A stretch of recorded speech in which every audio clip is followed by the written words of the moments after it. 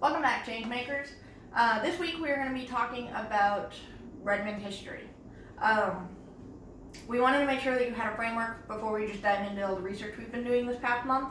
But basically, we want to make sure that you understand why we're talking about this research at all. And most importantly, it's because we're writing a module about the town of Redmond, Washington. Redmond, Washington is a real town. It's where the ChangeMakers team is located. So when writing our first module, we figured it'd be nice to write about home.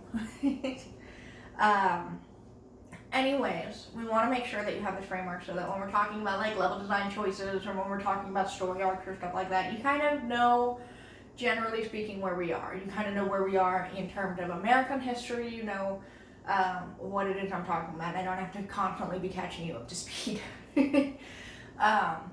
So that being said, let's get started. So the first thing I want to cover with this is how the story of Redmond is going to be told to the players. So we're going to start with a story that's actually pretty central to the town of Redmond itself. It's kind of its big identifier. It's the story of how the town got named. So once upon a time, there were two main dudes who were living here in the town of Redmond, which at the time was called Salmonburg. There was Warren Perigo and Luke McRedmond. They were neighbors. We'll start with Warren Perigo because he's a little lesser known. Warren Perigo owned the Melrose house. It was his home, and he would open it up to complete strangers as they were just traveling along. So they'd have a place to stay for the night. They could just rest up and head on their merry way. So while he knew the town as Salmonburg, these people knew this area as Melrose after his house. Meanwhile, he was a Civil War vet. He had all kinds of cool stuff, and he had a nice big family that all came along with him. Then there was Luke McRedmond. Luke McRedmond also had a nice family who came along with him. In fact, they helped him. One of the Native Americans in the area was the midwife for his child. So he was friends with Native Americans. He was friends with townspeople. He was also known as Captain McRedmond. Because he used to be a county commissioner for Seattle, and then he decided to move out into the wilderness and live on it, and kind of just live the frontier life as he wanted. So he knew all the legal business. He knew kind of what needed to get done in order to run a town, things like that. So he was kind of your go-to if you had more structural problems, and Perigo was kind of your person you needed to go if you needed more personal issues. Things like he tended to work with. Perigo tended to work with things like schools, churches. He'd be the more community hub kind of guy. So these two guys were our central people for building up the town. Now this is a feud that is still currently happening in Redmond, so I need to be a little touchy on how I talk about this. So basically what happened was, because of the mail system, which usually required people to like go down to the river, pick up the mail for the whole town, and then just chuck it back, lug it back all the way back up all the hills and whatever to get back to their house. And this could happen multiple times a day by multiple different people. So nobody really knew where their mail was going. Was it going to Melrose? Was it going to Redmond? Was it going to some other person who lived in Redmond? Because there were other people. As the town started to get bigger, this became even more and more confusing. Who has my mail? I have no idea. And that kind of story. So after a while, McRedmond decided that he was just going to fill out a petition that he could become the post office. His house will be where the mail goes to, and he can just kind of dish it out as he needs to. Which meant that official letters and all of that stuff, they were always going to be addressed to Redmond instead of Melrose. So now the town is known as Redmond officially.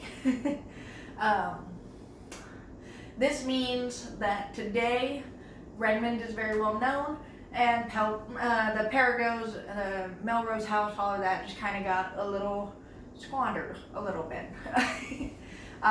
Even though he did do a lot of work. So our first story is, of course, about that. It's kind of about how do you show recognition. Should Redmond have been the post office? How do players want to address this? Do they want to change the name of the town to be something else? They could rename it Salmonburg. That would be fine. But at the end of the day, these stories, I want this mail system conversation to have a consequence. So when I write this module, this first section can kind of go how you would expect the story to go. Players jump from event to event as the CM kind of guides them through it. They'll probably have something like building a house or something like that to just kind of push them towards a direction so they know where they want to go. Every story after that, though, will be a letter that they receive. So as they form alliances with the lumber union or the factory workers or whoever it happens to be, been on a union kick, so my example may be union related. Those people will end up sending letters back to the players and say, hey, we really appreciated when you helped us with this thing, so can you help us again? Or we'd like to help you guys. Is there anything you need? You can send a letter back. And all kinds of things like that. It could be even news articles about the stuff you've done or things that are coming up that might be interesting to talk about. Cries for help, things like that. And just interesting story moments that you can see through the mail. Because the mail story likely isn't going to be super interesting for players long term. Why are we really helping with these people? What's the point of all of this? And this kind of provides an incentive for them. So that is the first part of this. Now let's get to the actual important framework part. So we have split this module up into little short story arcs. This way, it helps us figure out where we are when we're talking about time period in the city of Redmond versus time period in America as a whole, because they do tend to mirror each other, and things like that. So let's just dive right in. The first one is from 1880, when Luke McRedmond first arrives in Salmonburg, all the way to the turn of the century. This is your building up the mail system story. This is all of that. Really important thing to notice here. This is the Civil War ended 15 years ago. This is technically the Gilded Age for the rest of America. So this is all about factory workers. This is all about unionization. This is no child labor, the Industrial Revolution, things like that. That's all this time period. But for the town of Redmond, we're so far west that we're still catching the last of the pioneers. So we're still in a pioneer settler age at this point. At this point, it's also important to notice that the players are going to be playing on a person scale, so they're playing as individual people who have just, they're individual settlers who have arrived in Redmond to kind of hang out, figure out what they want to be doing in this town, how they're going to affect the bigger community, how they want to interact with it, whatever. What is their larger purpose? What's their agenda when going through all of this? Following that is from the turn of the century to 1920. This is Redmond's own Gilded Age period. This is the time when the town of Redmond is actually becoming an official town.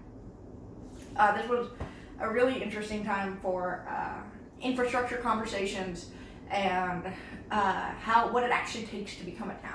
We had our first mayor at this time, we were building roads, we had a banker, and we had a lot of trouble with the police, and we had a lot of trouble with firemen. The reason Redmond needed to become a town was because they didn't have set up water infrastructure. So their buildings kept catching fire and burning to the ground. They had I think the Walther House fell down like 2 or 3 times. And it was a nice hotel, all of that. And it just doesn't exist anymore because they couldn't keep it up. They couldn't keep, the fire brigade just wasn't fast enough for it. In fact, it was also the stories that ended up having like little mini stories. Things like they were just short of becoming a fully fledged town. They needed 300 people, and they had 299, so they weren't quite getting there. Someone came running into City Hall to be like, oh my gosh, our baby was born. We have 300 people now. It's a big deal. And they went, sweet, we're a town now. We're officially a town. He ended up in a newspaper article. Baby's been born. He's the savior of the town. All of that. All of that. That's definitely something we could send out to the players. They could have a physical copy of that. And just, oh yes, I remember this event. Things like that. These are the kind of moments that we want to be able to really play up. Just the small town living, that kind of stuff. What kind of victories they can get from that. At this point, the players will probably have moved on from the individual and started playing it as at the group scale in terms of our narrative scales. So there'll be businesses, or there'll be special interest groups, or there'll be some small part of the community. And what does that mean? They could be the Nokomi's Club, they could be the general goods store, they could be whatever they want to be for that. They could be the group of doctors that live in the town. And that's kind of what they're playing with. How does their special interest help the larger community? And how do they get their alliances to help? How does that all play together to actually build a town? What does community building really look like? Following that one, you get the Great Depression. This is 1920 to 1940. This is Prohibition and the Great Depression. So these are both obviously really interesting points. In a larger American scale, we've definitely caught up with the rest of America by this point. Our stories are kind of syncing up, and we're having the same troubles again. For the Great Depression, we're actually really looking forward to it because the ChangeMakers system is so token-based. It's kind of a core mechanic. So being able to physically see how your resources are dwindling, how you're being spread a bit thin, and how your alliances can kind of come and help, and when they really can't and why, can really make playing a game in the Great Depression kind of feel a little bit stronger. We can really play with it mechanically a lot more than we could in any other kind of system. So I'm excited about that. Additionally, for the town of Redmond, the Great Depression was actually a time when they started to make time-honored traditions that still run today. This is things like Redmond's Derby Days, which is a bike race that happened every summer.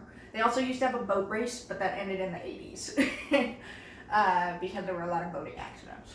But either way, these kind of things are pretty common stories for the Great Depression, but you can see it happening in real life. You can role play it out. You can kind of see why you might want something like that and why it's important to keep those traditions alive, what that really means to people sometimes, which can be really exciting. Also at this point, we've kind of built up our players so that they can kind of hit that community scene, and they're starting to see how their problem kind of affects the group at large, how they affect each other, how those decisions need to kind of come together to affect an even larger space, and what does that really address? How do you deal with that? How do you handle these kind of things, especially when you're going through an economic depression and you're spread a little thin and you're not really sure how to get through things?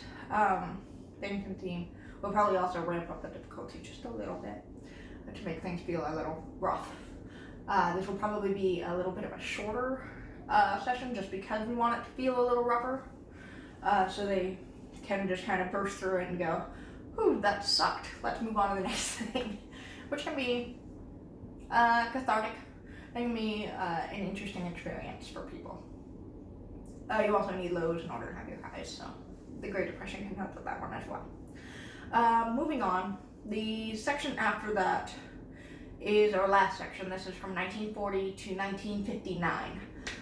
This section will be kind of a moving forward, what happened when you're gone kind of conversation. We're kind of wrapping up all of the stories that we've had and bringing it into the modern age. Well, what is Redmond gonna look like 20 years from then? That'll be the 80s by then. That's when things like Microsoft and Nintendo come into town and kind of make it identify it as, this is the Microsoft town of Redmond. And things like that. Just how do you plan for those kind of things to happen in the future, or how does that get set up? Hopefully throughout the module, they'll have been thinking about kind of how their past actions make way for future consequences, and they can kind of see how history plays out, and how they can kind of recognize how history can play out in the future. But this is a good spot to kind of end our module at. It's right before the 60s when it's going to matter a lot more. Things like civil rights or stuff like that. We figured this way they can hit the issues that they're interested in without having to heavily focus on issues that they're not. Opposed to the 1960s and onwards, where it starts becoming current world issues, very current world issues, and you can't really get away from that a little bit more. So this is still keeping it historical, so it can still be safe. That pretty much wraps up what I wanted to talk about this week. Next week we're going to be talking about unions and all the research we've been doing this past month. If you were interested in any of the stories I told today, I actually got a lot of them from the Redmond Historical Society. They're who I consult with whenever I want to make sure that I'm being historically accurate and I'm not stepping on any toes, or actually being pretty respectful to this town and stuff like that. I want to make sure I am on top of things for this, because I want to make sure that I'm telling the right story, not just a good one. As much as history can be right or wrong. Again, if you want to continue to listen to this, next week when we talk about unions, I'll probably be talking a bit more about how I'm intending to merge the research I've been doing into level design and story writing and all of that. So if you're interested in that, please like and subscribe to us, so that you get updates on when we post those things. Additionally, we've been posting on Facebook and Twitter, so if you could like and subscribe to those. We had a really interesting post just a little bit ago about this book, The Blue Note, which was about a black musicians union in Seattle around the same time periods that I talked about the town of Redmond with. So that was a really interesting read. And I talk a bit about it on Twitter. So like and subscribe to those too. Again, that is all we have for this week. We will see you next week. Goodbye.